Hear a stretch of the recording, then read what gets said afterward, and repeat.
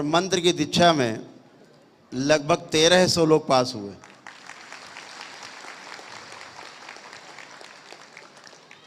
आपको पता ही है कि दरबार में दीक्षा मिलना एक कठिन काम है। जो सारे बैरियर आपने पार किए हैं, और उसके लिए जिन लोगों ने तंत्र की दीक्षा ली है, पास हुए हैं, उनको पता है कितनी कठिन परीक्षा से गुजरे हैं, कितना श्रम किया है, कितना जप किया है, कितना दशांश जप किए हैं। तो बहुत बहुत बधाई, शुभकामनाएं नए जीवन में प्रवेश के लिए। अभी कल उनकी परीक्षा है जो मंत्र दीक्षा का पास होकर के, तंत्र दीक्षा में पास होकर के, तंत्र दीक्षा का बैरियर पार कर लिया दशांश करके। कल उनकी परीक्षा है। यानी आपकी जो दीक्षा होने जा रही है वो तंत्र की दीक्षा का लेवल 1 है, फर्स्ट लेवल है, पहला लेवल है।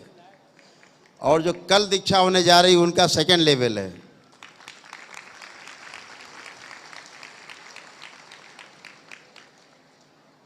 पहले ही लेवल में इतनी विराट ऊर्जा आपके पास है।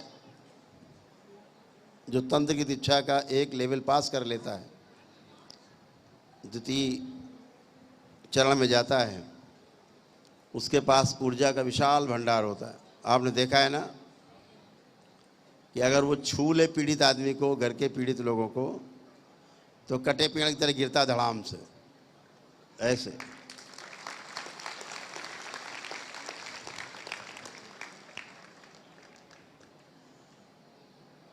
तो एक विराट ऊर्जा के स्वामी हैं आप। ये ऊर्जा आपके पास है। आपके तप, आपकी तपस्या, आपके जप तप अनुष्ठान से, साधना से जो ऊर्जा उत्पन्न हुई, उस ऊर्जा के सहयोग से आपने तंत्र दीक्षा का पहला लेवल आपने पास किया है, प्रवेश पाया है।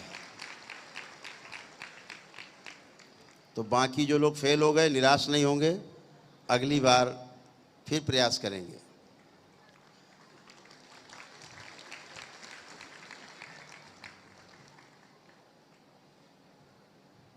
बहुत ध्यान से मेरी बात को सुनने की कोशिश करेंगे। तंत्र की दीक्षा में प्रवेश पाना और तंत्र की दीक्षा में प्रवेश करके उत्तीर्ण हो जाना बड़ा काम नहीं है। ये आपकी साधना से, आपकी आस्था से, आपकी विश्वास से, आपकी श्रद्धा से, आपकी लगन से, आपकी निष्ठा से, भक्ति भाव से भी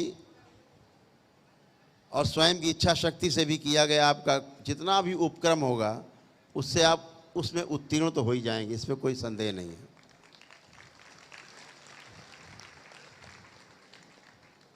लेकिन इस ऊर्जा को संभाल के रखना थोड़ा सा कठिन काम है।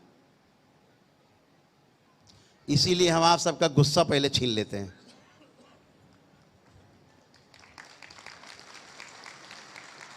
ताकि बहुत गुस्से में आप कोई काम ना करो। क्योंकि शक्ति होना, उसके साथ साथ संयम होना भी आवश्यक अंग है। शक्ति के साथ अगर संयम नहीं है तो अपनी बर्बादी के साथ साथ दूसरे की बर्बादी भी तय है।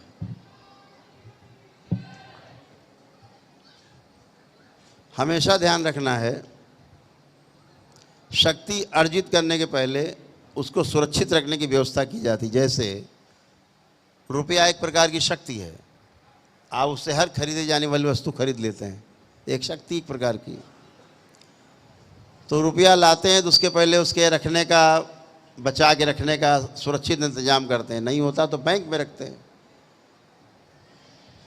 तो एक प्रकार का संयम है, बैंक में जमा कर दिया और आप बड़े आराम से प्रेम से घर में सोते हैं, चैन की बंशी बजाते हैं, निडर रहते हैं, एकदम निडर।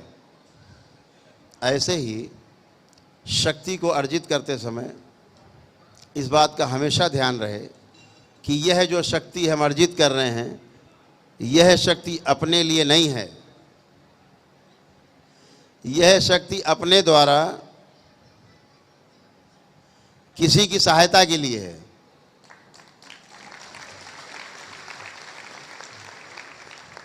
तो अपने द्वारा किसी की सहायता की जा सके, इसलिए यह शक्ति है।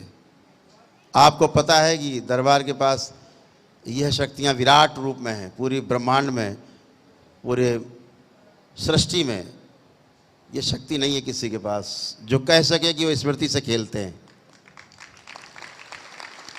आपको पता ही है, रोते हुए व्यक्ति की अगर रोने वाली स्मृति निकाल के डिस्ट्रॉय कर दी जाए, हंसने वाली डाल दी जाए, तो हंसने लगता है रोते रोते, एकदम से रोना भूल जाता है। हैं? आप दिन भर देखते हो। और अगर रोने वाली स्मृति हंसने वाले में डाल दी जाए, हंसने वाले के रोने में डाल दी जाए, वो हंसने लगेगा, वो रोने लगेगा। दोनों का एक्सचेंज ऑफर। कितनी खतरनाक शक्ति है। एक बार ये बच्ची है यहाँ पे माही, हमने इसकी स्मृतियाँ कई लोगों में डाल दी, वो सब माही बन गई। कहाँ है माही? है ये बैठी। इसकी स्मृति हमने कई बच्चियों में डाल दी, वो सब माही बन गई। और कोई यहाँ से जाने को तैयार नहीं है अपने घर, बोले हम तो अपने कमरे में रहेंगे। तो माही जब अपने कमरे में पहुंची, देखा पहले से कई माही बैठी हैं वहाँ। तो कोई माही का चश्मा उतार रहा, तो कोई कह रहा मेरा कपड़े क्यों पहने हो, कपड़े उतारो। कोई कह रहा मेरे कमरे में तुम क्या कर रही हो। अब माही तो परेशान। अगले दिन आके गुरुदेव हमको बचाओ। अरे क्या हो गया? कई माही घूम रही, कोई मेरा फोन छीन रहा है, कोई चश्मा छीन रहा। कह रहा मेरा चश्मा कहाँ लिए घूम रही हो, मेरा फोन लाओ। तो कई माही बन गई। इतना ही नहीं, ये वीडियो बनाती थी, कैमरा छीन लेते थे क्या के वो लोग। छोड़ो, मेरे फोन कहाँ से पा गई तुम, और खुद ही लेके फोटो बनाना, कैमरा चलाना चालू। और ठीक वैसे ही चलाती थी जैसे माही चलाती थी। कोई फर्क था? नहीं था। डिट्टो वैसे ही। अगर ये ऐसे करके चलाती थी कैमरा, तो वो भी ऐसे करके ऐसे ही चलाती थी। स्मृति है ना। तो स्मृति कितनी शानदार भी है, खतरनाक भी है, जानदार भी, सब है।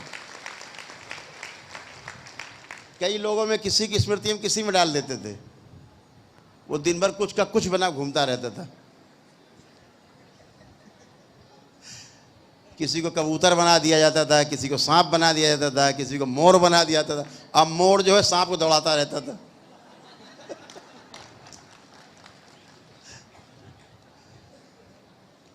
तो दिन भर बहुत समय रहता था, तो हंसी मजाक बहुत होता था। स्मृति का खेल बहुत निराला है, जो आज हम खेल रहे हैं, खेल पा रहे हैं। आज आप सब दीपक है, कल के सूरज हो तुम भी सब कर पाओगे। ठीक से ध्यान दिया तो तुम भी सब वो कर पाओगे जो ये शरीर कर पाता है। ये कोई बड़ा काम नहीं है। तो बहुत आराम से होता है। तो स्मृतियों का खेल है। अगर किसी की कैंसर की स्मृति निकाल के अच्छे भले आदमी में डाल दें, यहीं से, चाहे अमेरिका में क्यों ना रहता हो, चली जाएगी, उसमें फेंक दो, गई। वो तो सूक्ष्म जगत है। अब उसको धीरे धीरे कैंसर बनना शुरू होगा। कितना खतरनाक विज्ञान भी है। किसी के दिमाग से कोई स्मृति निकाल के नष्ट कर दो, बचेगी नहीं। किसी में कोई स्मृति डाल दो, उसको याद रहेगी। तो ये एक खतरनाक विज्ञान भी है। इसलिए शक्ति के साथ संयम बहुत आवश्यक है। आपके दरबार के विरुद्ध बहुत लोग बोला करते हैं, पक पक पक पक पक पक, उनकी आदत है। अगर उस पक पक में अगर एक स्मृति हम डाल दें पक पक के,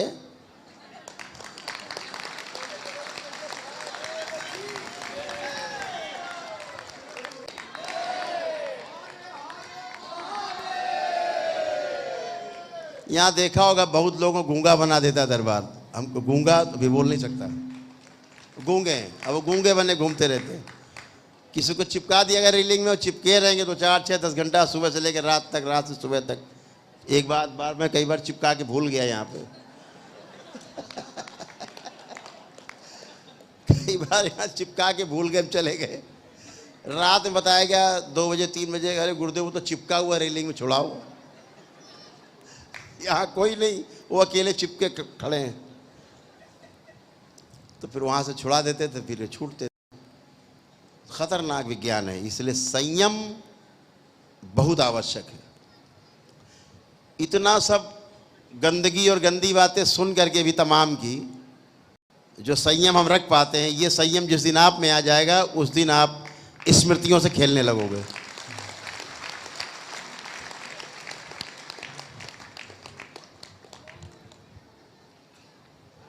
बहुत बेवकूफ़ टाइप के लोग आते हैं, उनको मुल्ला मौलवी समझ जाते हैं ना, कि चाहे जब जिसको चले हमको करके दिखाओ तो जाने, ऐसे लोग आ जाते हैं ना बहुत। अब यहाँ करके दिखा देंगे तो कबूतर बन जाओगे फिर क्या होगा, बन गया कबूतर, अब घुटरू घूं तो स्मृति का विज्ञान है। ये शिव और शक्ति के एक साथ एक जगह एक स्थान पे एक समय पर होने के कारण ऐसा संभव है। और शिव और शक्ति तब एक साथ होते हैं जहाँ पर पूर्ण गुरु की उपस्थिति होती है। जहाँ बाबा और माँ के रूप में हमारे पूर्ण गुरु उपस्थित हैं, उनके कारण शिव और शक्ति का एक साथ होना है। होना ही नहीं, सक्रिय भी होना है, प्रमाणित भी होना है। तो गुरु इसी माध्यम से अपने को प्रमाणित करता है कि मैं हूँ, मैं पूर्ण हूँ, क्योंकि मैं ना होते हुए भी यहाँ पर हूँ।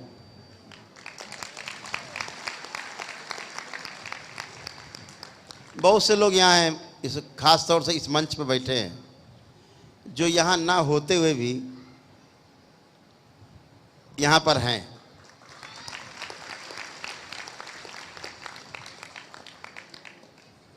यहाँ लाउड स्पीकर बज रहा है, असली वाला तो कैसेट कहीं और लगा हुआ है, माइक कहीं और है। तो इसलिए जो दीक्षा आपको मिली है, इसमें संयम की बहुत आवश्यकता है, क्योंकि शक्ति का एक बार आप दुरुपयोग करते हैं तो फिर आपके हाथ से खजाने की चाबी चली जाती है, निकल जाती है, नकली गुच्छा रह जाता है चाबियों का। आप ढूंढते रहते हैं असली चाबी किधर गई, वो तो चली गई। इसलिए ध्यान रखना है, दुरुपयोग नहीं करना है, कभी विद्या का दुरुपयोग नहीं करना है। विद्या का दुरुपयोग दरबार करना चाहे खूब कर सकता है, नहीं करते, हंस के टाल देते, अच्छा है, बढ़िया है, कुछ तो बेचारा प्रचार कर रहा है, करने दो, कुछ नहीं होता उससे। संयम बहुत आवश्यक है। रिवाल्वर का लाइसेंस, असलहे का लाइसेंस तभी आपको मिलता है जब सारा परीक्षण, सारी रिपोर्ट लग जाती है प्रशासन की, भाई ये संयमित आदमी है, ये ऐसा नहीं है कि मार देगा किसी को, तभी मिलता है। ऐसे ही सृष्टि का नियम है। शक्ति तभी आपको मिलती है जब आपके अंदर संयम आ जाता है। तो ध्यान रखो, पहले संयम आता है फिर शक्ति आती है। पहले शक्ति आ जाए और बाद में संयम आएगा, ऐसा होता नहीं है। ये नियम बिल्कुल भी नहीं है, दिमाग से निकाल दीजिए। पहले संयम फिर शक्ति का प्रवेश होगा। अगर जिले का कलेक्टर जान जाए कि ये रिवॉल्वर लाइसेंस लेके मार देगा किसी आदमी को, संयम नहीं इसके अंदर है, आपको कतई रिवॉल्वर लाइसेंस नहीं देगा, बिल्कुल नहीं देगा। ऐसे सृष्टि का नियम है, पहले संयम। इसीलिए हमारे ऋषि मुनि सबसे पहले संयम सिखाते थे, संयम फिर साधना। तो इसलिए ध्यान रखना है कि संयम बहुत रखना है। शक्ति आप में ऑलरेडी इतनी है, अभी हम आपको तमाम बातें बताते नहीं हैं, इसका मतलब ये नहीं कि शक्ति नहीं है आपके पास, शक्ति बहुत है आपके पास, लेकिन अभी आपके बक्से में बंद है बस। पहले संयम आ जाए धीरे धीरे। जो शुरुआत के 7 स्टेज हैं, इनमें आपको शक्ति का संचय करना है। अभी आपका पहला स्टेज है, कुछ लोग लेवल पार कर चुके हैं, कल उनकी दीक्षा होगी, उनका दूसरा स्टेज है। जब 7 स्टेज आप क्रॉस कर जाओगे तो फिर शक्ति से खेलने के लायक आप बन जाओगे, और बड़े आराम से होता चलेगा, बहुत आराम से कारवां चलेगा। इसीलिए दरबार ने यूनिवर्सिटी बनाने का निर्णय लिया है, इसीलिए लिया है।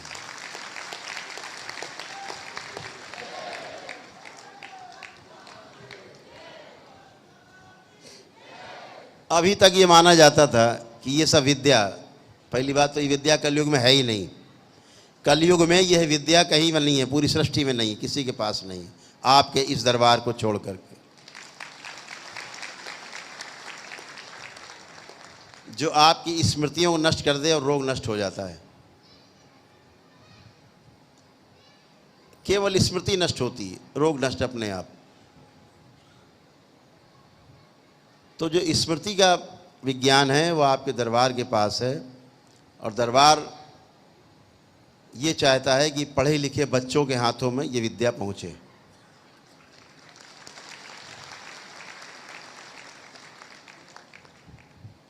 जो लोक सेवक हैं, जो सेवा करना चाहते हैं लोगों की, उनके हाथ में विद्या पहुँचे। और ये बात आपको बता दूं, अभी तक यही माना जाता था कि तंत्र उन्हीं के पास है जो शमशान में जाके साधना करते हैं, घर परिवार से दूर रहते हैं। पहली बार इस कलयुग में हो रहा है कि अपने घर में रह करके तंत्र की साधना आप अपने परिवार के साथ कर रहे हैं, और कोई बाल बाका नहीं कर सकता, छू नहीं सकता, कोई शक्ति नहीं, क्योंकि शिव और शक्ति एक साथ हैं, आपके प्रकाश उनका आपके साथ है, संरक्षण आपके साथ। इसलिए पहली बार इस धरती में हो रहा है कि तंत्र की शक्ति खुली, वो भी गृहस्थ जीवन में रहते हुए आप कर सकें पूरी, ये पहली बार खुला। नहीं तो कहते थे भैया ये सब करना है तो जरा घर के बाहर जाओ, सन्यास ले लो, बाहर जाओ, ये सब यह मत करो। उसके लिए बलि देना, उसके लिए तमाम तरह की अवांछनीय साधनाएं करना, डरावनी साधनाएं करना, ये तमाम सब प्रक्रियाएं हैं।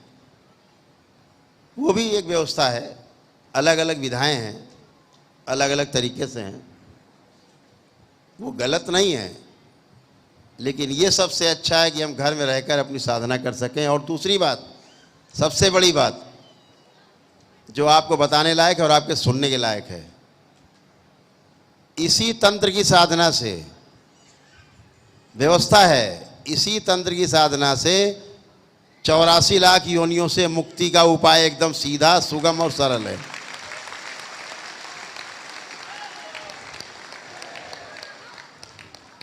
तंत्र का अर्थ है गणित, एकदम गणित, 2 गुणा 2 बराबर 4, सिंपल बात। ऐसा है तंत्र। तंत्र मतलब व्यवस्था। तंत्र शब्द जिस भी शब्द के आगे लग जाता है वहाँ व्यवस्था दिखने लगती है, चाहे राज का तंत्र हो, राजतंत्र बोलो, चाहे लोकतंत्र बोलो, चाहे प्रजातंत्र बोलो, चाहे स्वतंत्र बोलो, व्यवस्था दिखने लगती है। तो तंत्र एक व्यवस्था है, अव्यवस्था नहीं है। अव्यवस्था क्या है? अव्यवस्था है टोना टुटका, जादू टोना, झाड़ फूक, ये क्या है? अव्यवस्था। ये तंत्र नहीं है। तंत्र वो है जो सबकी रक्षा करे। तंत्र वो है जो किसी को नुकसान पहुंचने न दे और अपना नुकसान होने भी न दे। तंत्र वो है जो वसुधैव कुटुंबकम की भावना रखता हो, वो तंत्र है। संकीर्णता का तंत्र में कोई भी स्थान नहीं है। संकीर्ण भाव विचार से अगर आप भरे हुए हैं तो तंत्र आप कभी भी नहीं समझ सकते। तंत्र को समझना है तो खुले हृदय से पूरी सृष्टि को, पूरा अस्तित्व, पूरा एग्जिस्टेंस आप में दिखे और आप अपने को पूरे एग्जिस्टेंस में देख पाएं, ये तंत्र है। तब आप चींटी भी नहीं मार पाएंगे, क्योंकि चींटी में ही अपने को आप देखेंगे।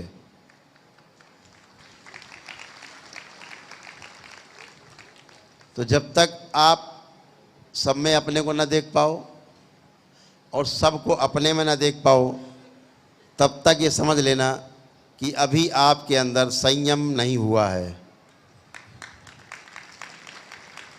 संयम का मतलब है जब आप पूर्णता में रति करने लगेंगे, 9 भाव में जीने लगेंगे, पूरे पूरे 9 भाव न्याय के भाव हैं। न्याय में 9 भाव हैं। जब आप उनमें जीने लगेंगे, पहला भाव विश्वास का और अंतिम है प्रेम। प्रेम का अर्थ होता है पूर्णता में रति करना, यानी सब में अपने को देखना, वो प्रेम कहलाता है। वो वाला प्रेम नहीं, इलू इलू वाला नहीं। प्रेम का मतलब है सब में अपने को देखना। बहुत व्यापक शब्द है प्रेम, पूर्णता में रति। स्नेह का एक एक शब्द का हिंदी में बड़ा व्यापक इसका किया गया है, अर्थ बताए गए हैं। जैसे बोले स्नेह करना, स्नेह का अर्थ होता है एक या एक से अधिक व्यक्तियों को के साथ संबंध मैत्रीपूर्ण हो, उसे स्नेह बोला गया। और सभी से ऐसे हों तो उसे प्रेम बोला गया। सिंपल है। तो स्नेह होना, प्रेम होना अलग अलग भाषा है, अर्थ अलग अलग है। तो प्रेम जो है वो परिपूर्णता की निशानी है, और ये तंत्र जो है आपको पूर्ण करता है। तंत्र की शक्ति है कि आपको पूरी तरह से पूरी सृष्टि में और सृष्टि को आप में समा देता है, और आप वो बन जाते हो जिसके लिए आपने जन्म लिया होता है, और आप वो उस यात्रा को आरंभ करते हो जिसके लिए आपने उस ईश्वर के अंश से अपने को अलग किया था, और फिर से वापस जाने को उसी मिलना। ये यात्रा है, उल्टी यात्रा। ये तंत्र के माध्यम से बहुत सटीक और सरल और एकदम गणित जैसा है। कभी नहीं चूकेंगे आप, सीधे आप वहीं पहुंचेंगे। कैसे? त्रिकोण का जैसा। आध्यात्मिक गति हो चाहे तंत्र की गति हो। एक बात और ध्यान रखना, आप देखते हो ना, जब मुझसे मीडिया के दोस्त आते कहते हैं अरे आप ओम क्यों बोलते हैं, ओम शिव और बैलेंस काय बोल देते हैं। तो अपने भाई एक बात सुनो, अगर ओम में पेटेंट करा रखा हो किसी ने, शिव पे किसी का पेटेंट हो शब्द पे, बैलेंस में पेटेंट हो किसी का, तो ना बोलने भाई कल से। चलो हमने कहा नहीं बोलते, फिर भी होएगा सब कुछ। अब लोग नहीं बोलते, अब चुपचाप बैठे, तब भी। और आप बताओ हम क्या करें?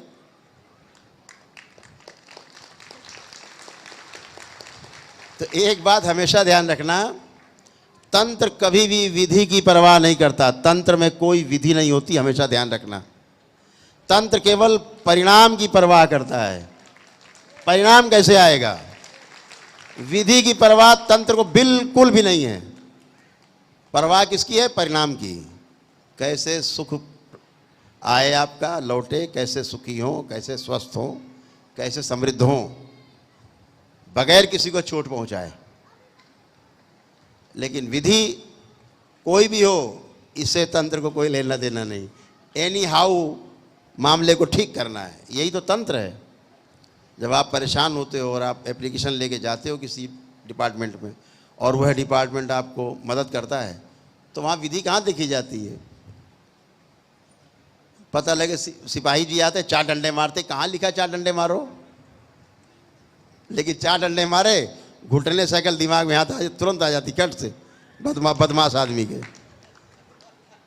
अब वो विधि में तो है नहीं डंडा, लेकिन तंत्र है, उसे पता है बगैर डंडा मारे तो इसकी खोपड़ी में अकल नहीं पहुंचेगी, घुटने में रहेगी। तो बदमाश डरता है। तो इसलिए तंत्र में विधि का ज़्यादा महत्व नहीं होता है, व्यवस्था का महत्व होता है और परिणाम का महत्व होता है। तो इस बात से हमेशा आपको एकमत रहना होगा कि हमें जो शक्ति अर्जित हो रही है इसका हमें सदुपयोग करना है। तो जो लोग आज तंत्र की दीक्षा में जिनका चयन हुआ है, मंत्र दीक्षा से तंत्र दीक्षा में आए हैं, वो लोग अपने अपने नेत्र बंद करें।